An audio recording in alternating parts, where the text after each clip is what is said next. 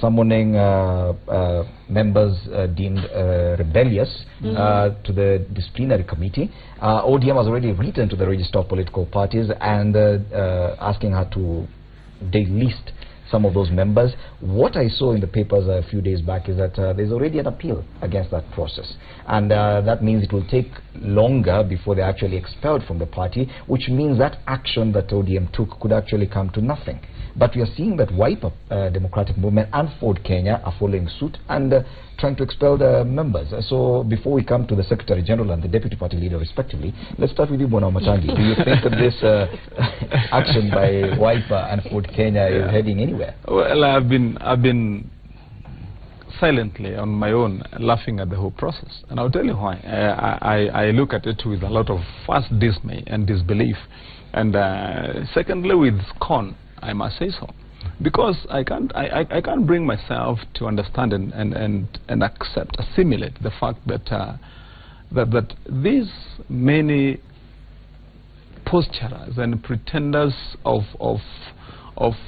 holding up the ideals of democracy are now the ones who are showing the worst of intolerance. That now the way out, because people who are still legally members of their parties have expressed, and I underline the word expressed because that's what they have done, simply because they have expressed an opinion that is divergent and different from what the political parties and their handlers, the owners of those political parties, believe, then the course of action is to whip, is to disenfranchise those people, is to put them at risk even of losing their positions, so that they can be contained to toe the line. That is the point. That it is completely unacceptable within CORD and their parties that you can express another opinion. And I want to challenge them, because the two of them are here, as you have said. We in our own party, Jubilee, we have had our own members who have actually moved out and said they will be working with CORD. How many meetings have we called as Jubilee to say that we are whipping our people out, we are removing them from committees, we are expelling them? How many? And they have some of ours who went. It's only the only difference is that we got more of theirs. But this is the point. My point is this, Fred, because this is important to this country. So that we do not have another Trump narrative here in this country, where, you know, people meander and they pretend and posture and masquerade as advocates of democracy, as people who want to stand up for the freedoms of Kenyans, and then immediately when they are put to test, they fail the test flat. Because, I mean, tell me, what is this crime that an elected member of parliament has committed that's so grave and huge, by saying that in the future I see that this party called Jubilee has got ideals and ideas I may want to associate myself with come that election time? What is so intolerant? What is so grave? With Senator I totally concur with the senator, and I also want to say there's no point of really fighting so hard to try to reclaim lost glory.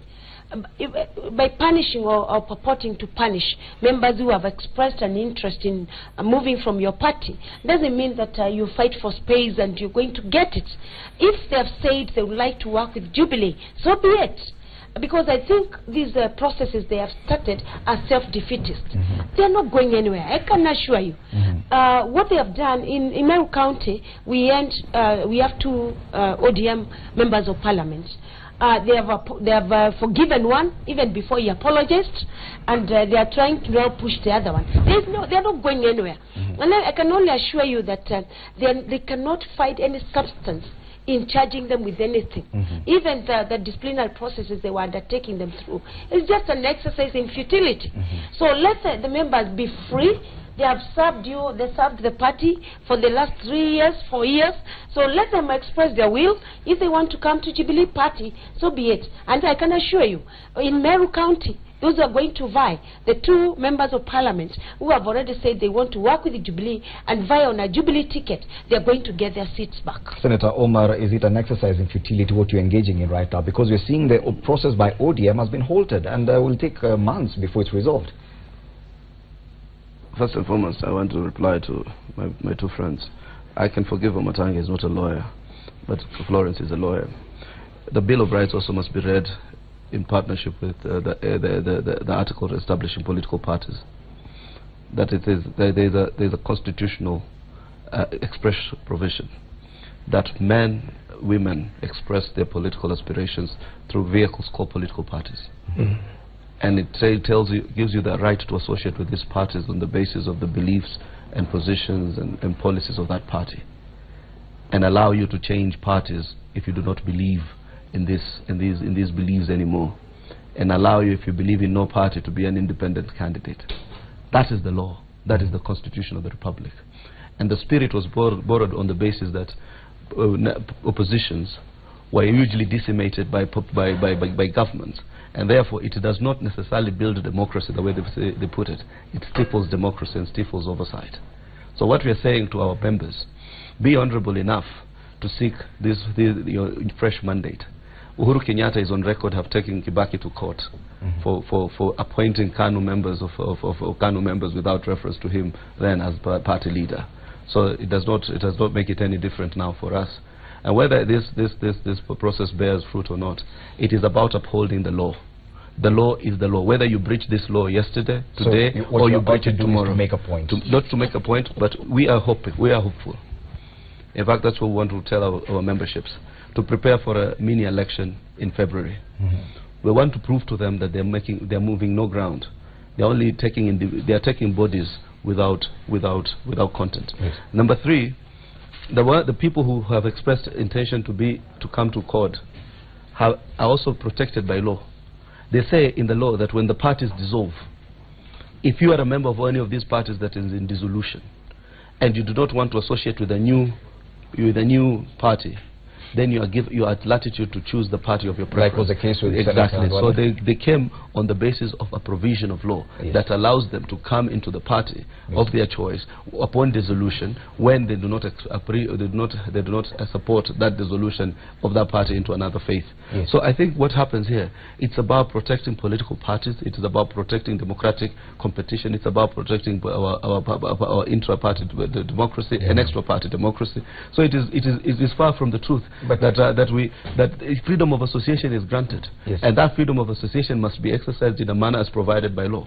So that freedom, we are told, if you now have issues with me being, if I no longer believe in the wiper faith, the honorable thing to do, if you are born of good parentage, if you are brought up in good parentage, that you do not steal from others, you do not take what is not yours, that your parents taught you the demeanor to know what belongs to your friend and what belongs to you, that when you went home and the parent asked you, where did you take this from, where did you get this from? If you came from that type of parentage, you'll only know that once you are putting on somebody's jersey and are not longer playing for his team, it is only favorable and credible if you are a woman of substance. In fact, particularly for the women, because women are the ones who are defenders of values in any family unit. And these men, who some of them are totally illiterate, who've never been to school, if you look at what they are sparring out. So what happens, you just return the jersey. Yeah, they are totally illiterate, but John Mutambo is totally illiterate. So you just return this jersey and go and seek nomination and seek election on another party. What is so hard with that? Senator Halwale, of course, Senator Omar says that we should anticipate, and I'll give you a chance to react to that, to anticipate a mini-election in February. Is it even realistic, given that even the process that ODM started about a month ago has been halted and nothing is moving because of an appeal? You're just starting out as Ford Kenya. Now, it's already November. Isn't it an exercise in futility? Indeed, you are not asking the right person. That question is meant for Justice Maraga. It is Justice Maraga to expedite the process. Because the same law that we are using to throw them out, also through the Constitution, gives them an opportunity of being heard. So they have gone to court, and I see no problem with it, to be heard, so that the court can rule with finality that Ford Kenya, Wiper and ODM were right in interpreting the law the way we did. So it is up to Justice Maraga to speed up the process, and I'm glad when the core principles of court went to see him recently, he assured them that he is going to be dealing with the political issues expeditiously. Senator Wamatangi, how can you be so dishonest in saying that you want to be shown one person that Jubilee has disciplined. Kenyans must know I was the first person to be disciplined in this country. How? By Jubilee. Yeah, he was removed from the finance committee. I was the first person to be disciplined because my then leader of UDF, Musalia Mudavadi, was sufficiently misguided to think that UDF could be part of Jubilee. So I refused, and like my brother Hassan has said, like somebody who was brought up well, I went on the floor of the house and I said, I am not going to be in Jubilee. And they disciplined me. They threw me from all committees and all of you. And I worked on the court side. When Mudavadi had this, it is very true. No, even there was a stalemate between him being the chairman of the finance committee with Bill Okero, and you whipped him from the committee. That is absolutely not true. But let him finish up. What kind of memory do you have? Let him finish. The most obvious thing in the Senate. Let him finish. So when Mudavadi then said, I am going to discipline you, after Jubilee had thrown me out of committees, Mudavadi then said, I'm disciplining you by throwing you out of the party, UDF, so that you go for a by-election. I told him, bring it on. The people were going to decide. But fortunately for him, I wanted to embarrass him in the by-election in Kakamega County. Fortunately for him, officials of UDF then went to court to challenge that Mudavadi was not an official of UDF and therefore he could not purport to discipline me. That's how I never ended up in a by-election. Otherwise I was ready. Senator Matangi, is it dishonesty or a short memory or a lack of memory? As you respond to that, make your final comment because you're wrapping up the absolutely. The first thing I want to tell Kenyans, because what Senator Halwale has said is a matter of serious concern, because he must also be seen and be known to be honest, because that's the platform upon which he fights his wars. There is a clear difference between the interests of Senator Halwale and the politics, his local politics that he plays in his region. And I want him to tell Kenyans truthfully, the interest he was advancing when he was fighting with or disagreeing with Mudavadi in the party UDF, and the interest he has had with the party with Senator Wetangula in Newford, Kenya. Because those are the regional politics. Because Senator Halwale knows that in Newford, Kenya, partnering with in Newford, Kenya. In Fort Kenya, partnering with Wetangula, he stands better. They're neighbors, cross-border neighbors. So they create this synergy to go and fight Oparanya. And he's running for governor. So I mean, those are his interests, and that's why he was realigning himself that way. And of course, he had to fight Mudavadi to disengage. But I want to confirm to everybody who is watching this morning that the senator sitting next to me is a member of the Public Accounts Committee. He has been the chair, which is his right as a member of the opposition. When he came in, he has been and was always a member of Jubilee. Even after even after moving to Fort Kenya? Still right now, he's still a member of the Finance Committee even after moving from the even after moving, he's still a member of the Finance Committee. Okay. But you asked me to make my final comment. Those are not my final comments. I was only correcting you. Unfortunately, we are out of time. So, Senator, okay, fine. Final comment. I mean, she took offense to the word illiterate. There are about 3 to 4 types of illiteracy. Yes. There's the illiteracy of books. There's the illiteracy of values. The illiteracy of common decency. So there are various categories of illiteracy. So and even Kenya itself, it does a certain study and say these many Kenyans still have not gone to school.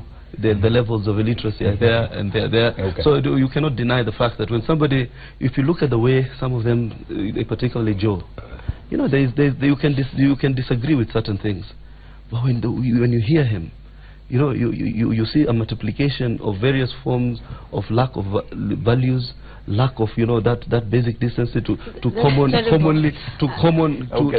at least moderate your language. On one side they are saying Donald Trump should not be saying some of those things, and then they think Joe Mutambo, because he's supporting them, is right to say them. What you're saying is also supposed to trump you into the gubernatorial in Mombasa. Absolutely. Let me tell you, he's a human rights crusader. He is the last person as a lawyer who should refer to Jomo Tambo in the manner that he has. Really, it's very unfair. And I would imagine that it's an act of desperation because Joe has expressed other interests. But what I'm telling the women of Kenya, as a way of wrapping up, is that let us continue fighting for our political space. Whether or not Hillary made it, the Kenyan women are out to ensure they get their political space. And I'm calling upon the political parties, support the women candidates. And I'm hoping that the Jubilee Party is going to deliver the first women governors in Kenya. Okay. Thank you. Thank you. Thank you so much, Senator Halwale. I hope my parting shot is reassurance to the people of Kakamega that the grave misfortune we've just incurred of the collapse of our 1 billion stadium in Kakamega, we are on top of things. We brought the matter on the floor of the Senate. We have written to the relevant institutions. The construction should stop forthwith, and an audit process has started so that people can be brought to book. Okay. Thank you so much, Senators Kimani Wamatangi, Boni Halwale, Hassan Omar, and of course Florence Kajuju, women representative from Meru County, helping us look at the headlines this morning. Power Breakfast continues, and this conversation, of course, continues on social media. Remember, you can tag any of my panelists. We have at Hassan Omar H, at K Boni Mtetezi, at K Wamatangi, at Florence Kajuju. Remember to use the hashtag Power Breakfast. You can also use the Twitter handle at Citizen TV Kenya. My Twitter handle is at Fred Ndimuli. Power Breakfast continues. Willis Praburu is on standby to talk to the band of the day. Good morning.